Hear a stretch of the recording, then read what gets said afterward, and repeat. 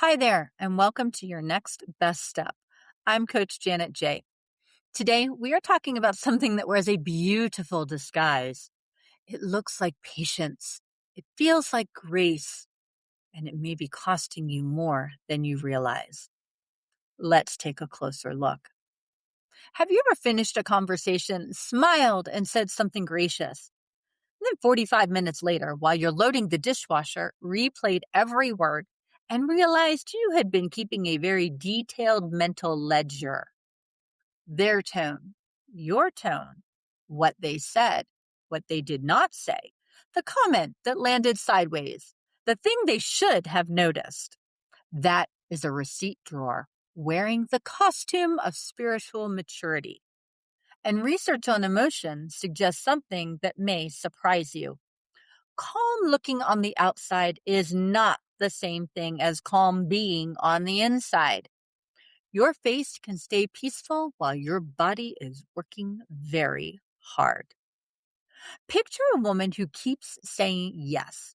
Yes, I can help. Yes, I can host. Yes, I can stay late. Yes, I can take care of that.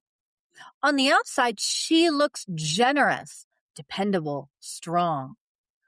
On the inside, she's running on fumes. Then someone asks for one more small thing, and something tightens. She doesn't say anything. She doesn't roll her eyes. She is much too gracious for that.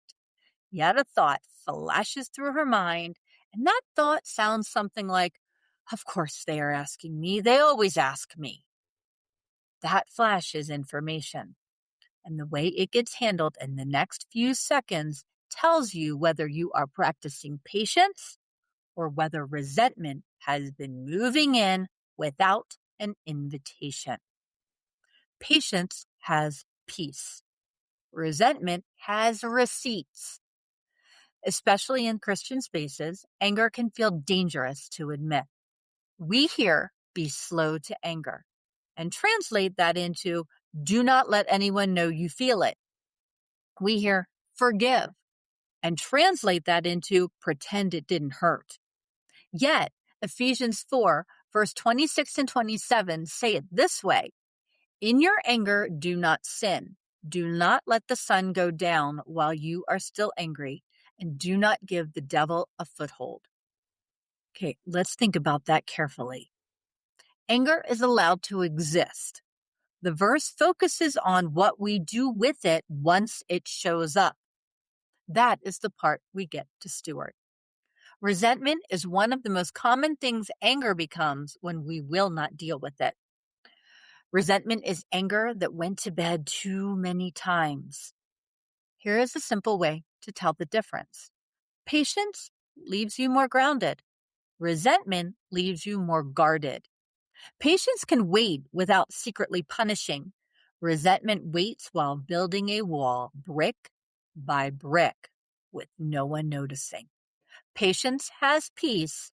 Resentment has receipts. Researchers have studied what happens when people are emotionally activated and then asked to suppress what they are feeling. James Gross and Robert Levinson at Berkeley did a now classic study published in 1993. Participants watched emotional film clips. Some were told to behave as though a person watching them would not know they were feeling anything. Suppressing the visible expression did not lower their physiological response. In several measures, it raised it. The face stayed composed. The body kept working. Later research from John Burns and Philip Kortema extended this idea into stress and pain. Their work suggests that suppressing emotion during stress is associated with greater muscle tension, greater blood pressure increase, and what they call an ironic effect, where the more we work to push the feeling away, the more it remains active underneath the surface.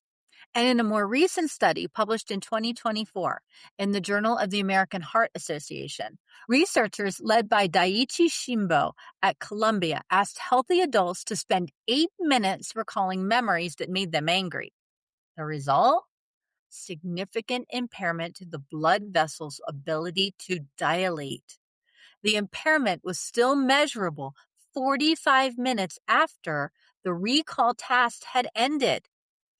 Anxiety and sadness recall did not produce the same effect. This is not medical advice, and one frustrating moment is not going to harm you. The point is simpler than that. Your emotions are embodied. God did not create you as a floating head with Bible verses attached. You are a whole person. Your thoughts, emotions, body, relationships, and spiritual life are connected. And relationally, this matters too.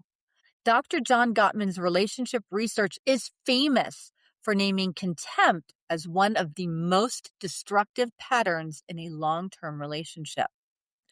Contempt does not appear out of nowhere. It grows out of long, simmering, negative thoughts. In other words, contempt has a history. It has been fed. That is why catching resentment early is preventative emotional maintenance. We are not waiting until you despise the person. We are noticing when your heart starts collecting evidence against them. Now, here is where this gets personal. Most of us were never taught the difference between handling anger and burying it. We were praised for being easy to get along with, helpful, available, pleasant. So, instead of noticing anger early, we dress it up as patience and call it a virtue. And then we wondered why our shoulders ached, why we cried in the car for no reason, why our prayer life felt distant, and why one small request from someone we love could trigger a tone we did not intend. That has a name. That is what happens when feelings have been swallowed for too long. Your body, your faith, and your relationships are all asking the same question. When are we going to talk about this? Resentment dresses up in language that sounds spiritual. The first of disguises, I am being gracious. Grace is beautiful, and grace is real. Grace also does not require dishonesty. If you are smiling on the outside while running an internal monologue about how nobody appreciates you, what you are calling grace is a smile with a spreadsheet behind it. The second disguise is, I will just do it myself. That can sound efficient, and sometimes it is. Other times, it is disappointment with a chore list. It is the version of resentment that gets things done while keeping a tally of who did not show up. And here is why this matters across all four pillars. Mentally, resentment keeps a low-grade conversation running in the background. Emotionally, it takes up space love was supposed to live in. Physically, your body cooperates with the suppression and carries the cost in tight shoulders, broken sleep, and a nervous system that never quite unwinds. Spiritually, it puts a wall between you and the person God may be inviting you to actually be honest with. Here's the question I want to leave you with today. Soften your shoulders, take a breath. Think of someone you are being patient with right now. Maybe a spouse, a parent, an adult child, a coworker, someone at church, someone who keeps needing more from you than you feel able to give. Now, ask yourself, honestly, am I actually patient or am I quiet? If the answer is, I'm just quiet, your resentment is trying to tell you something. Maybe it's saying, I need rest. Maybe I need to stop volunteering before I check my capacity. Maybe I need to grieve what this relationship is not. Maybe I need a real conversation instead of expecting someone to read my mind. That is valuable information. Resentment is not always wise or fair. It can exaggerate. Sometimes it lumps 5 years of frustration into one dramatic inner monologue. Even so, it usually points to something that needs care.